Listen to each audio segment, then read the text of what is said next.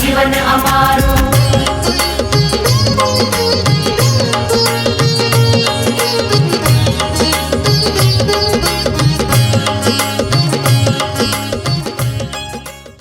चलिए तो स्टार्ट करें। Phylum Porifera. देखो बच्चों, फाइलम पोरिफेरा जो है, इस फाइलम पोरिफेरा के अंदर जैसा हमने कहा था, पहले भी कहा था कि सभी फाइलम्स के अंदर हम लोगों को जो स्टडी करनी है वो मेन जो इनकी यूनिक फीचर्स है और इनके अंदर जो यूनिक फीचर के साथ साथ जो उनके एडवांस फीचर्स, जो आगे से आगे जब अपन पढ़ेंगे तो एडवांस क्या बनता गया उसके अंदर वो भी याद होनी चाहिए। तो एक करके हम इनके बारे में स्टडी करते हैं। चलिए तो पोरिफेरा के बारे में स्टडी करते हैं। सबसे पहले देखिए पोरिफेरॉन्स, फाइलम पोरिफेरॉन्स, जैसे कि नाम से पता लग रहा है पोरिफेर यानी पोर बियरर, जिनके पास क्या हो, पोर्स हो, छिद्र हो, वो एनिमल्स कौन से ग्रुप में आएंगे, कौन से समुदाय में आएंगे, फाइलम पोरिफेरा में आएंगे। समुदाय सछिद्र, ठीक है। सछिद्री नाम से पता लग रहा है जिनके छिद्र हो, जो छिद्र रखते हो वो सब सछिद्री। तो पोरिफेरा मीन्स पोर बियरर एनिमल्स। अब इसके अंदर जैसे कि हम जनरली बात करते हैं कि इसमें बादली को शामिल किया गया है, स्पॉन्जेस जनरल नेम इनका स्पॉन्जेस है, लेकिन स्पॉन्जेस के अंदर भी जैसा हमने कहा कि वाटर की एंट्री, वाटर का एग्जिट पोर्स के थ्रू ही हो रहा है। पोर्स, लेकिन कौन से पोर्स है, कैसे एंट्री हो रही है, उसके लिए डायग्राम से आपको समझना पड़ेगा। फॉर एग्जाम्पल जैसे ये एक जनरल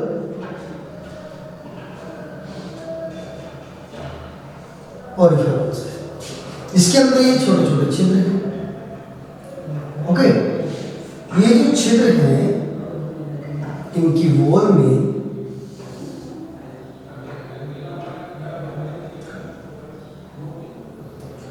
ये छोटे छोटे छिद्र जो आउटर साइड में है, इन छोटे छोटे छिद्र को क्या कहा जाता है, इन्हीं को कहा जाता है बेटा ओस्टिया, याद रखना है।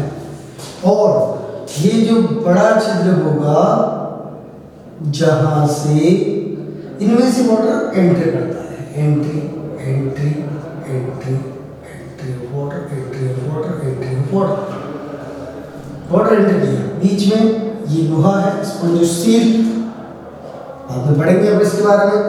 और यहाँ से complete water out. This exit of water का जो कॉलम है, this is called osculum. Then ostia and osculum.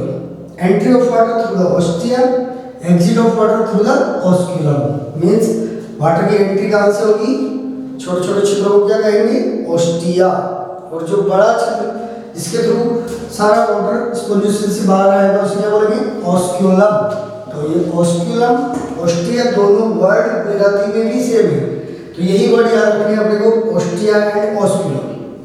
ठीक है, लिखा है मैंने क्लियर कि body is perforated with many pores, छोटे छोटे बहुत सारे पोर्स हैं, कॉल्ड ओस्टिया। एंड ओस्टिया क्या है, आर माउथलेट्स, माउथलेट्स मतलब छोटे छोटे मुख के समान समझ रहे हैं। And allow the entry of water, मतलब वाटर की एंट्री को उसके अंदर अलाउ करते हैं, यानी वाटर की एंट्री के लिए सहायक है। A large aperture, this is called osculum, allow the exit of water, मतलब वाटर के एग्जिट, वाटर बाहर निकलने के लिए क्या है, लार्ज अपर्चर। यहाँ पर शॉर्ट अपर्चर थे, ये लार्ज अपर्चर, तो large aperture is called osculum. तो दोनों वर्ड आपको याद होने चाहिए, ओस्टिया, ऑस्क्यूलम। ओके, चलिए नाउ नेक्स्ट, इसके बाद इनके हैबिट और हैबिटेट की बात करते हैं कि ये कहाँ पाए जाते हैं, इनका नेचर कैसा है, और इसकी इनकी जो उत्पत्ति हुई है वो किस तरीके से हुई है।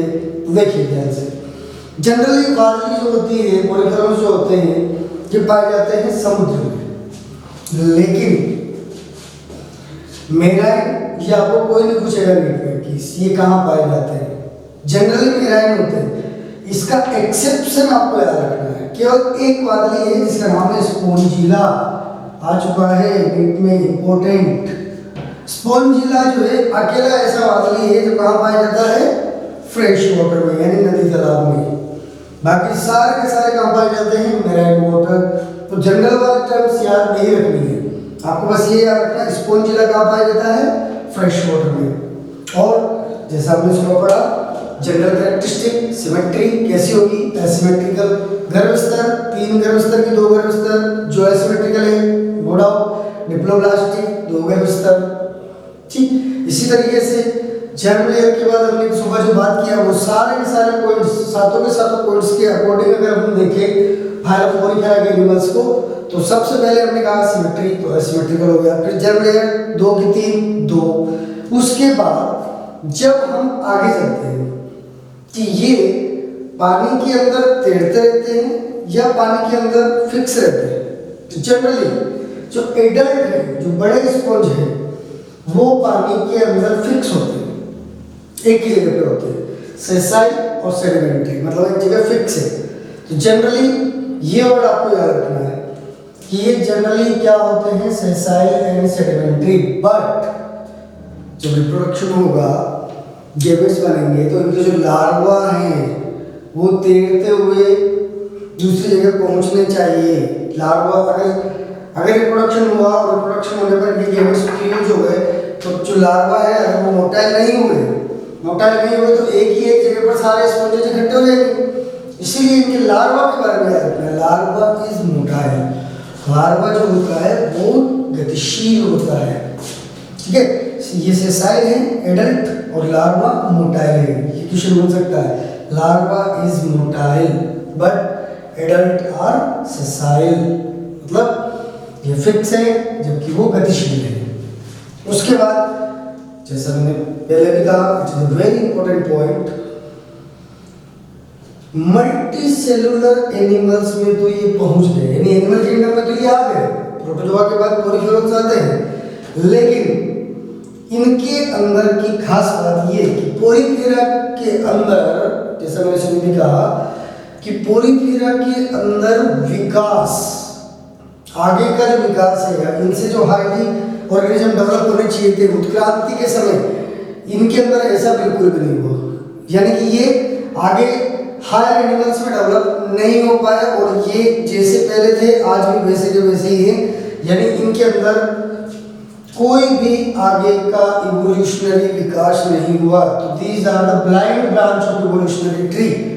जबकि इन्हीं के साथ में जो डेवलप हुए सिलेंट्रेट्स, उनसे क्या बने टिनोफोर्स, टिनोफोर्स से क्या बने प्लेटियलमेंट, एस्केलमेंट, एनालिडा, सारे जो हाइट टू हाइट जा रहे हैं, सारे ऑर्गेनिज्म क्या कर रहे हैं, जैसा मैंने बताया कि एक एक करके ये स्टेप टू स्टेप क्या हुए और ज्यादा विकसित होते गए। आज हम बन रहे हैं, अब सबसे विकसित है।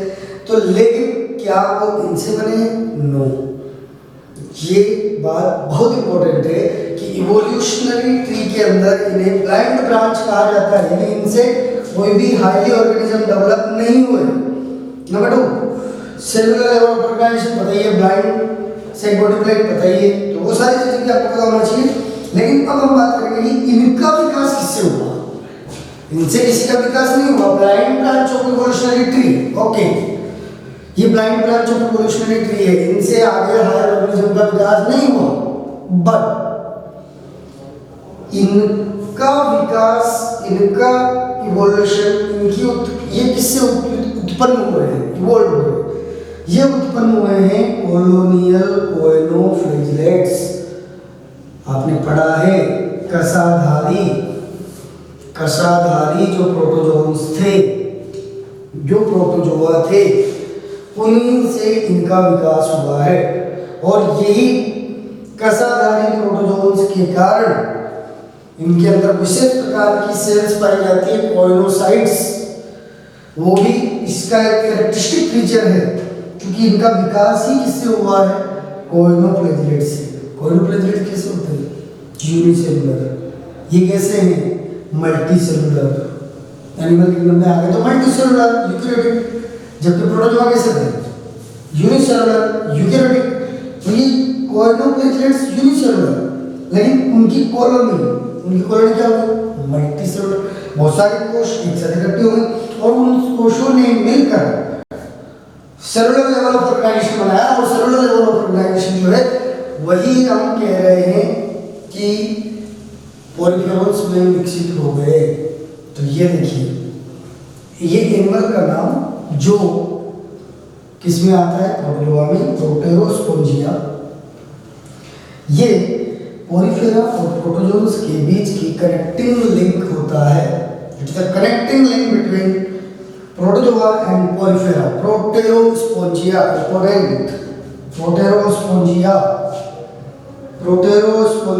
is the connecting link between Protozoa and Porifera, क्योंकि प्रोटेरोस्पोंजिया में बहुत सारे कोइनोफ्लेजिलेट सेल्स मिलकर इनका निर्माण करते हैं। ये कॉलर सेल देखिए, ये इनका न्यूक्लियस, ये इनकी कॉलर सेल, ये इनका फ्लैजिला, जिन्हें कोइनोसाइट्स हम कहेंगे। तो कोइनोसाइट्स बहुत सारे ग्रुप बना के प्रोटेरोस्पोंजिया का निर्माण किया, और यही प्रोटेरोस्पोंजिया आगे चलकर बहुत सारे पॉलीफेरस का निर्माण किया। इस तरीके से ये आपको बेसिक पॉइंट जो हैबिट और हैबिटेट के हैं याद रखने हैं। ओके, एक बार और रिपीट कर देता हूँ, ध्यान से देखिए। हैबिट और हैबिटेट के बारे में मैंने कहा habits generally marine but exceptionally fresh water में पाए जाते हैं, स्पोंजिला नंबर 1। नंबर 2, एडल्ट जनरली क्या होता है? Sessile and sedimentary, but larva motile. Larva बढ़ेंगे आपस के अंदर बहुत सारे अलग अलग तरह के। इनमें रिप्रोडक्शन जो होता है वो कैसा होता है? रिप्रोडक्शन इंटरनली एक्सटर्नल जो भी हम होगा बात करेंगे अभी, ठीक है। इसके जस्ट बाद उसी के बारे में बात करने वाले हैं।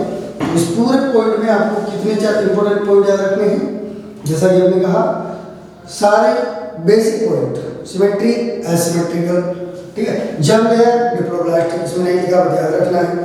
नंबर 3 कि ये level of organisation cellular, tissue level या organ system. Number 1 cellular level of organisation, ठीक है। तो ये सारे पॉइंट्स के साथ साथ आपको ये याद रखना है एडल्ट कैसे होते हैं, सेसाइल, लार्वा कैसे होते हैं, मोटाइल। यानी एडल्ट जो होंगे वो फिक्स एक जगह पर समुद्र में, लार्वा चलेगा, स्पॉन्जेस कि ये बात सबसे इंपॉर्टेंट कि these are the blind branch of evolutionary tree. जैसे कि हम बता चुके हैं, blind branch of evolutionary tree, यानी इनसे आगे चलकर हायर ऑर्गेनिज्म का डेवलपमेंट नहीं हुआ। ओके, एक पॉइंट ये। दूसरा, अब इनका डेवलपमेंट किससे हुआ? तो इनका डेवलपमेंट हुआ कॉलोनियल कोइनोफ्लेजिलेट्स से, ठीक है। कॉलोनियल कोइनोफ्लेजिलेट्स किसमें आते हैं? प्रोटोजोआ में आते हैं। इसीलिए एक एनिमल प्रोटेरोस्पोंजिया जो प्रोटोजोआ में आता है उसके अंदर हम कहते हैं कि this is the connecting of protozoa and Porifera. Okay, आज के अभी ये हो गया आपका हैबिट और हैबिटेट। डन? ओके, चलिए। तो पहला स्ट्रक्चर अपन ने पहली बात करी पॉलीफेरा के अंदर, हैबिट एंड हैबिटेट्स। हैबिट और हैबिटेट्स के बाद नंबर 2 बॉडी स्ट्रक्चर। जैसा कि हम बात कर रहे थे, फाइलम पॉलीफेरा नाम से अपन ने बोला, पोर्स मींस छिद्र। तो ऐसे एनिमल्स जिनमें क्या होते हैं? पोर्स। और उन पोर्स को हमने क्या बोला था पिछली क्लास में? पोर्स को हमने बोला था ओस्टिया। तो अब जिनके अंदर छोटे छोटे पोर्स मौजूद है, अब उन्हीं के अंदर और कौन कौन सी स्ट्रक्चर्स उनकी बॉडी वॉल में होगी।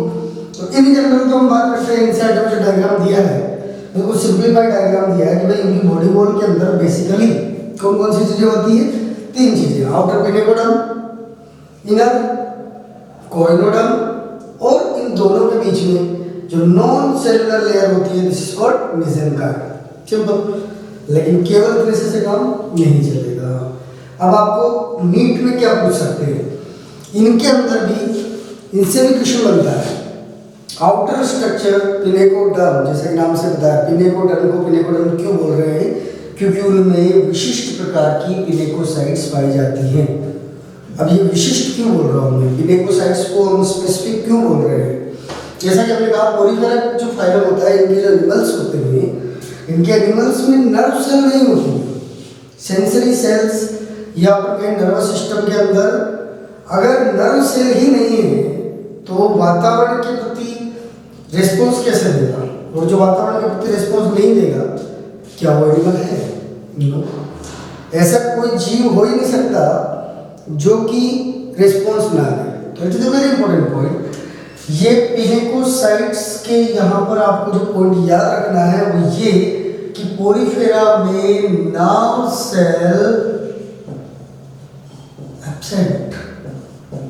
जब नर्व सेल एब्सेंट है, तो जब नर्व सेल एब्सेंट होते हुए भी ये किस तरीके से, जैसे कि मैंने कहा जनरली ज्यादातर पोरीफेरल्स पाए जाते हैं ठंडे पानी में, नहीं पाए जाते केवल वार्म पानी में पाए जाते हैं। और शैलो मतलब जो ज़्यादा गहराई में नहीं, अपर लेवल पे पाए जाएंगे। तो अपर लेवल पर वार्म वाटर में पाए जाते हैं, तो ये ठंडे पानी में नहीं पाए जाते। मतलब इनको पता लग रहा है कि ये पानी ठंडा है, ये पानी गर्म है। कैसे पता लग रहा है? नर्व सेल तो है ही नहीं, नर्व सिस्टम तो है ही नहीं, फिर कैसे पता लग रहा है? आउटर मोस्ट लेयर की सेल्स पिनेकोसाइट्स। ये पिनेकोसाइट्स जो होती हैं ये कॉन्ट्रैक्टाइल सेल्स हैं, संकुचन और विकुंचन में पाया जाता है।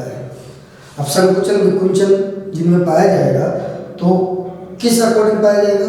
उसी के अकॉर्डिंग कि बाहर का एनवायरनमेंट कैसा है। तो ये संकुचित हो जाएंगे, अगर कोल्ड वाटर में चले गई तो मर भी सकते हैं।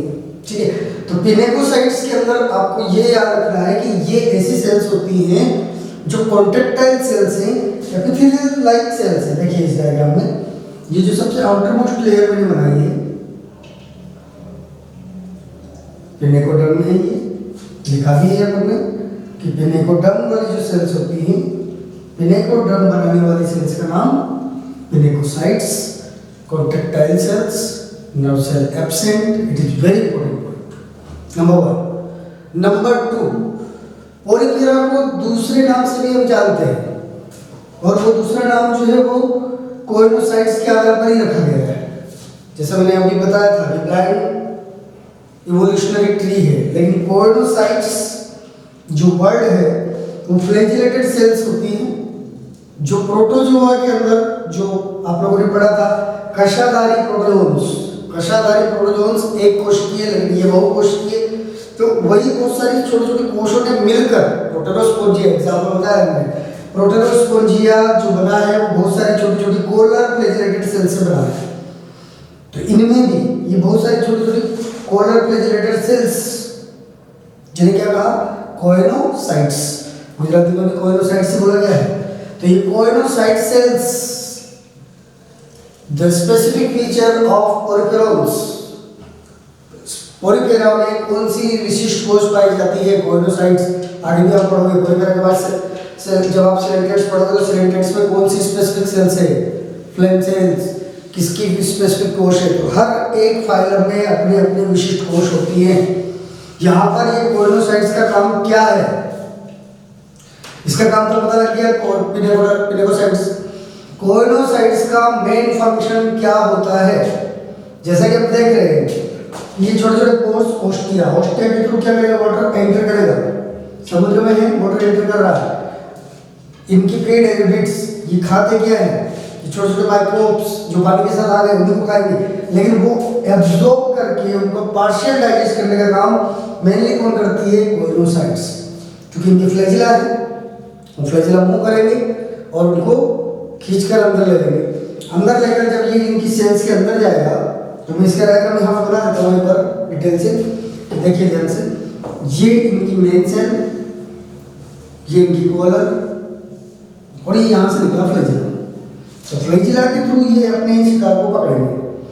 उसके बाद कॉलर सेल के थ्रू अंदर लेते हुए इसकी कॉलर सेल के अंदर ये मेन सेल है, इसका न्यूक्लियस,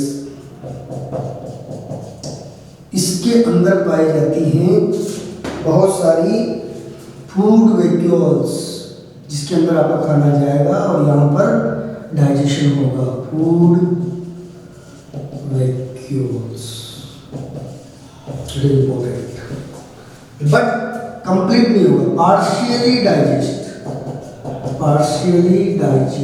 अकर इन कोइनोसाइट्स। यहीं से ये खाने को अंदर से ही करेंगे, इसको जो सेल्स और अंदर लेकर फिर ये देंगे उन सी सेल से जो मेसेंकाइम के अंदर होगी, ट्रोफोब्लास्ट सेल। ये ट्रोफोब्लास्ट सेल कंप्लीट डाइजेशन का काम करती है। सारी सेल्स इन दोनों लेयर के बीच में, जो मैंने कहा मेसेंकाइम लेयर होता है, मेसेंकाइम किस तरह का लेयर है ये भी समझने वाली बात है, इसमें से क्वेश्चन बनता है। बोला है non cellular jelly like layer. Non cellular क्यों बोला? क्योंकि बेसिकली ये जो लेयर है, जैसा आपने कहा कि पोलिफेरॉल्स बेसिक कैरेक्टरिस्टिक में डिप्लोब्लास्ट एक दो germ layer, outer ectoderm, inner endoderm, mesoderm absent, यानी मेसोडर्म की सेल्स नहीं है। तो मेसोडर्म नहीं है तो मेसोडर्म में कोई लेयर भी नहीं बनी है। दोनों से मिलकर बीच में जो ये स्पेस है, यहाँ पर जेल लाइक मटेरियल भरा हुआ है और इसके अंदर इन दोनों लेयर से मिलकर कुछ सेल्स आ रही है। तो अंदर इसकी पर्टिकुलर खुद की सेल्स नहीं है। इसमें कौन कौन सी सेल्स होती है? इसके अंदर आर्कियोसाइट्स है, ट्रोफोब्लास्ट है, स्क्लेरोब्लास्ट है और स्पोंजियोब्लास्ट है, और भी बहुत सारी होती है। बस सबके नाम याद नहीं रखने, मैंने याद रखो। इन चार के नाम कम से कम आपको याद होने चाहिए।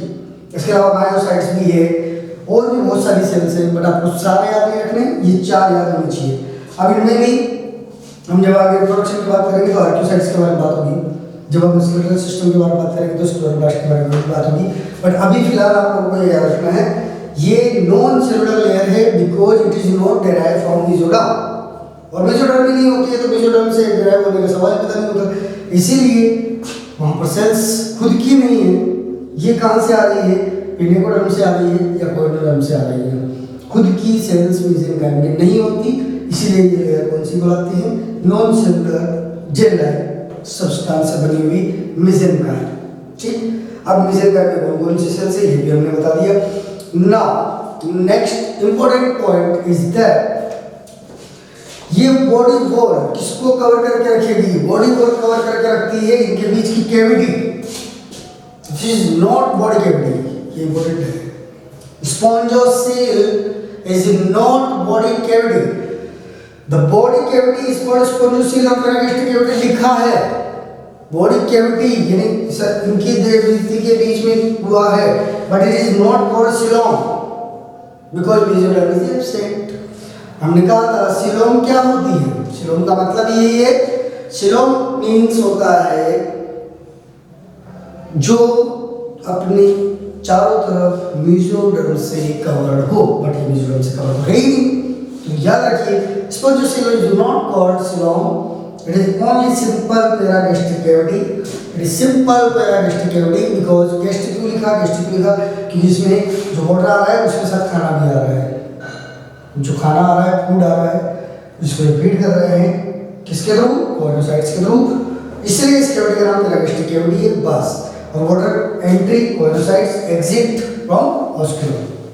ओके, तो ये सारे इंपॉर्टेंट पॉइंट्स हमने इसी मॉड्यूल में पढ़े। ध्यान से एक बार रिपीट कर देता हूँ। Last final body structure, outer layer pinacoderm, inner layer choanoderm, दोनों के बीच में मेसेंकाइम। पिनेकोसाइट, पिनेकोडर्म की खास बात पिनेकोसाइट्स पाई जाती है। कौन सी सेल्स होती है? कॉन्ट्रैक्टाइल सेल्स होती है, नंबर 1। सॉरी, कोइनोडर्म के अंदर कोइनोसाइट सेल्स। कोइनोसाइट सेल्स की खास बात की फ्लैजेलेटेड सेल्स है, कोलर फ्लैजेलेटेड सेल्स है जो कि स्पॉन्जोसील को कवर करेगी एंड द केनाल सिस्टम भी हम इसमें पढ़ेंगे। तो केनाल्स जब यहाँ से ये पोर जो है इनके अंदर केनाल सिस्टम पाए जाएंगे, तो वो केनाल सिस्टम के बारे में भी हम बात करेंगे। ये केनाल सिस्टम को स्पॉन्जोसील को लाइन करके रखती हैं कोइनोसाइट्स, कोइनोडर्म, मेसेंकाइम इन दोनों के बीच में। Between these two layers, the non-cellular gel-like layer called mesenchyme is present. Okay, this layer has many cells, but mainly archaeocytes, trophoblast, scleroblast, and spongioblast. Trophoblast किसके लिए बोला था मैंने? न्यूट्रिशन के लिए। Okay, body cavity is called spongocoel, paragastric cavity. और ये structure किसका स्ट्रक्चर है? ये कोइनोसाइट्स। ये कोइनोसाइट का स्ट्रक्चर इंपॉर्टेंट, कोइनोसाइट्स।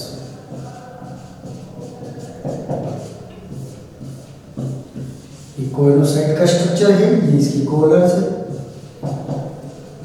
इसका फ्लैजिला है, ये इसका मेन बॉडी पार्ट है। ठीक है, इसमें प्रोटोक्यूल्स पाया जाता है। ठीक, तो ये सभी पॉइंट्स क्लियर? देखो सिंपल।